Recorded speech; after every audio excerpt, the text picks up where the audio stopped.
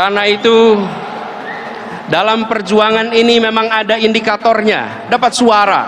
Siapkah untuk menjangkau dan meraih suara sebanyak-banyaknya? Pegang ini sebagai prinsip bahwa kita bukan sekedar mencari suara, kita bawa misi. Bawa misi. Untuk misi itu bisa terlaksana, kita membutuhkan suara. Untuk misi bisa terlaksana, kita membutuhkan kekuatan. Pegang itu erat-erat. Dan tantangan yang besar itu yang pernah kita hadapi berbulan-bulan ini, ke depan akan lebih besar lagi. Biiznillah, kita akan bisa melewati seluruh tantangan-tantangan itu. Dan nantinya bukan saja kita bisa meraih target, insya Allah kita akan bisa melampaui semua target-target itu.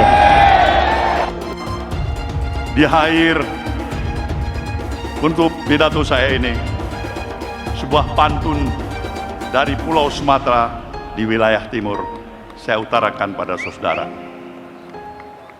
Pulau Pandan jauh di tengah, di balik pulau si angsa dua,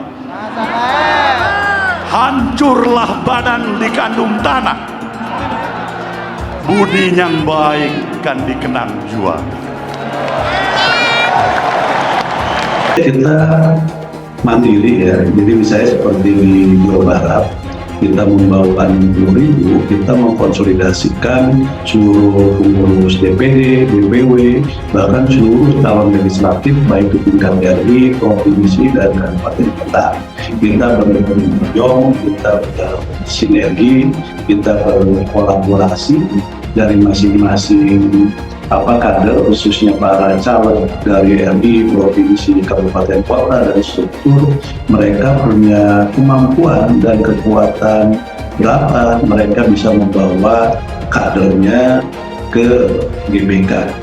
Kepada teman-teman bertiga bagaimana atas benturan jadwal yang terjadi tanggal 16, yang kemudian sejatinya kawan-kawan Persija akan bertanding di GBK tanggal 16, terus kemudian pada akhirnya dipindahkan ke Patriot. Tentunya benturan jadwal ini sangat kami sayangkan. Karena kenapa? Kami dari Partai Nasdem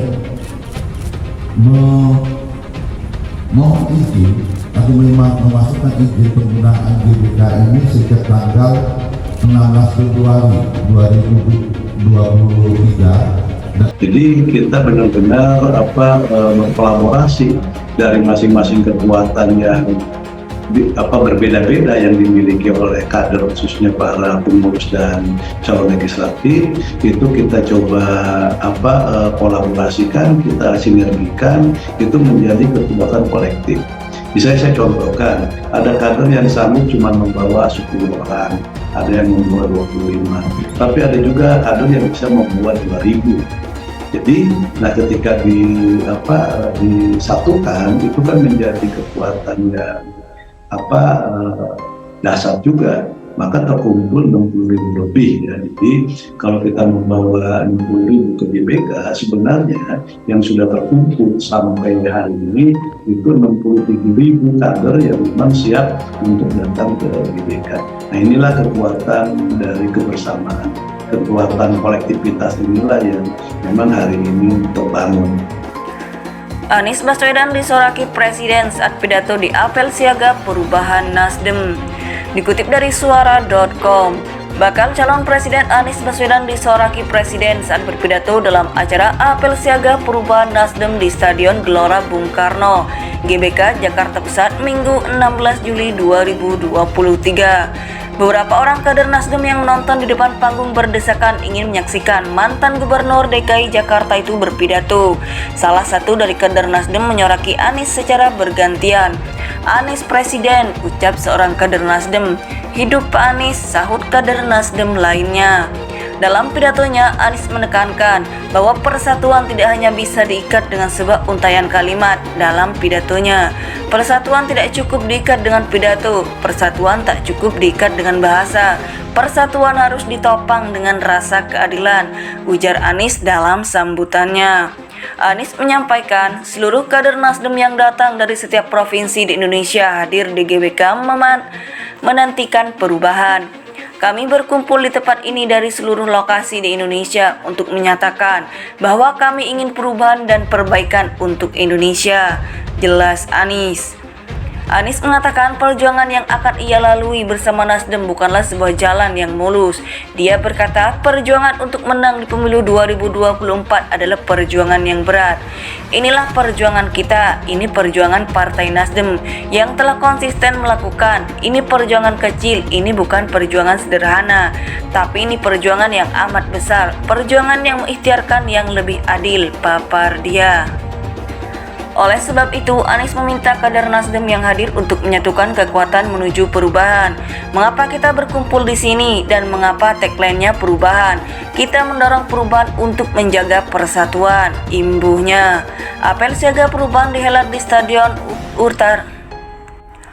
Apel siaga perubahan dihelat di Stadion Utama GBK Minggu 16 Juli.